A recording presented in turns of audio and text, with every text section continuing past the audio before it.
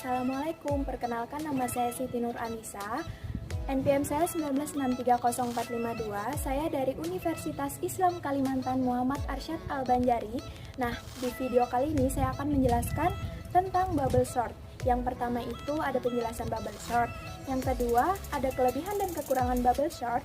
Yang ketiga, ada cara kerja bubble sort. Dan yang keempat, ada program tentang bubble sort. Apa itu bubble sort? Bubble sort adalah salah satu algoritma untuk searching data, atau kata lainnya adalah mengurutkan dari angka terkecil ke angka yang terbesar. Bubble sort merupakan metode paling sederhana untuk mengurutkan data. Selain sederhana, juga mudah untuk dipahami. Akan tetapi, bubble sort juga merupakan metode yang paling tidak efisien. Mengapa? Ketika mengurutkan data yang sangat besar, maka akan lambat prosesnya. Step 2, ada kelebihan dari bubble sort. Kelebihan dari bubble sort, yang pertama, ada proses perhitungan bubble sort merupakan metode yang paling sederhana. 2, algoritma bubble sort mudah dipahami. 3, langkah dan tahapan dalam pengurutan data sangat sederhana. Ketiga, ada kekurangan dari bubble sort. Yang pertama adalah proses perhitungan bubble sort menggunakan metode pengurutan termasuk paling tidak efisien, walaupun dianggap sederhana, karena proses pengurutan data dilakukan dengan tahapan satu-satu, mulai dari yang awal sampai sebelah kiri, data terakhir. Yang kedua, ketika data yang kita punya banyak atau dalam jumlah yang sangat besar, maka proses perhitungan itu akan semakin lama dan lambat, karena proses pengurutan data secara tunggal atau satu-satunya. Nah, langsung saja kita memasuki indeks asal atau ascending, yang dimana ascending ini mengurutkan data terkecil ke yang terbesar. Jadi di sini saya akan memasukkan data atau indeks yang tidak berurutan seperti 2, 4, 8, 7, 13, dan 12. Langsung saja untuk mempersingkat waktu. Nah, langkah pertama adalah membandingkan apakah 4 lebih kecil dari 2. Jika tidak, maka posisinya tetap. Selanjutnya, bandingkan lagi apakah 8 lebih kecil dari 4. Jika tidak, maka posisinya tetap. Kemudian bandingkan lagi apakah 7 lebih kecil dari 8. Jika iya, maka posisinya akan bertukar. Selanjutnya, bandingkan lagi apakah 13 lebih kecil daripada 8. Jika tidak, maka posisinya akan tetap. Kemudian, bandingkan lagi apakah 12 lebih kecil daripada 13. Jika iya, maka posisinya bertukar. Nah, ini adalah hasil yang sudah terurut. Ini ascending yang benar-benar ascending karena ini datanya sudah benar-benar terurut. Oke, langsung saja kita memasuki step terakhir atau step keempat, di mana di sini saya akan menjelaskan program bubble sort ini dari awal hingga akhir. Langsung saja, di sini ada program bubble sort. Program bubble sort ini biasanya dinamakan dengan judul program atau nama program. Setelah itu ada usage hierarchy. Usage hierarchy ini sangat penting dalam program ya, karena usage hierarchy ini berfungsi untuk mengidentifikasikan syntax kill screen. Jadi tanpa adanya syntax kill screen ini, data itu tidak akan berjalan. Setelah itu ada tipe. Tipe ini di sini ada data array dan tipenya itu integer. Sedangkan variabel i. Variabel ini gunanya untuk perulangan, sedangkan variabel n gunanya untuk banyaknya nilai bilangan yang kita inputkan dengan tipe integer.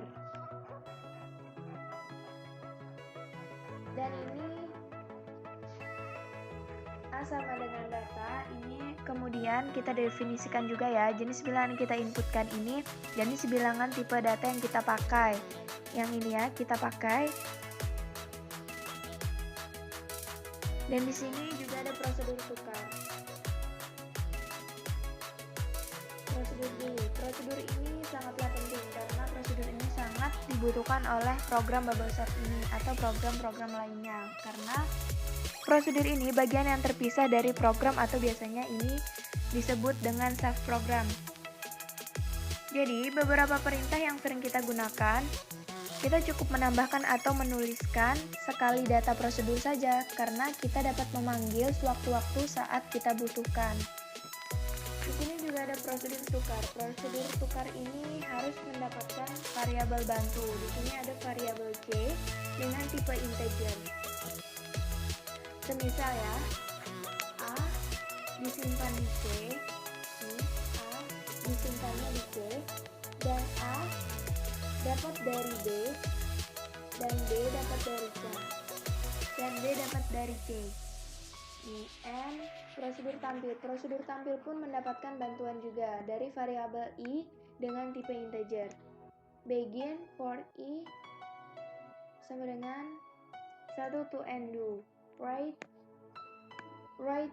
a sama dengan write a buka kurung i tutup titik 2 5 tutup kurung titik 2. Nah, ini nih 5 ini biasanya disebut dengan spasi. Lanjut prosedur bubble. Prosedur bubble ini juga mendapatkan variabel bantu juga. Nih, ini ada variabel i dan j. Ini variabel lokal yaitu i dan j-nya dengan tipe integer juga. Nah, di sini saya tulis dengan step 1. Nanti ini kenapa saya tidak tulis di sini step 1? Karena ini otomatis langsung ya kalau kayak gini. Jadi step-stepnya itu udah muncul sendiri. Langsung saja di sini ada begin if buka kurung a j kurang dari a j min 1 dan tukar a j koma a j min 1. Nah, maksudnya itu AJ akan menukar AJ min 1 jika memang nilai AJ itu lebih kecil. Jadi ini akan menukar jika nilai AJ itu lebih kecil daripada AJ min 1. Tetapi jika tidak lebih kecil maka posisi itu akan tidak berubah. Tidak akan berubah jika itu lebih kecil ya. And begin.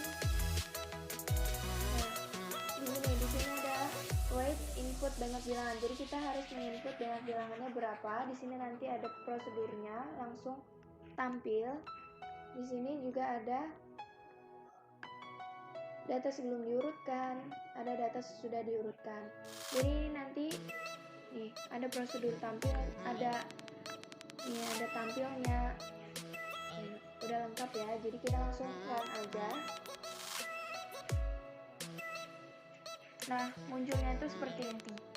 Input banyak bilangan. Kita input banyak bilangannya itu misalkan 5. 5 data ke-1 itu saya tulis 56, data ke-2 67, data ke-3 70, data ke-4 68, data ke-5 44. Nah, nih langsung saja. Ini di sini ada step 1, step kedua, step ketiga, step keempat, dan step kelima. Nih, ini data yang sudah diurutkan 44, 56, 67, 68, dan 70.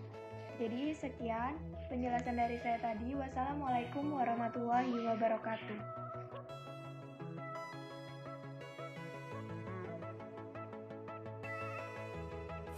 Why you still looking at me? Why you still at me?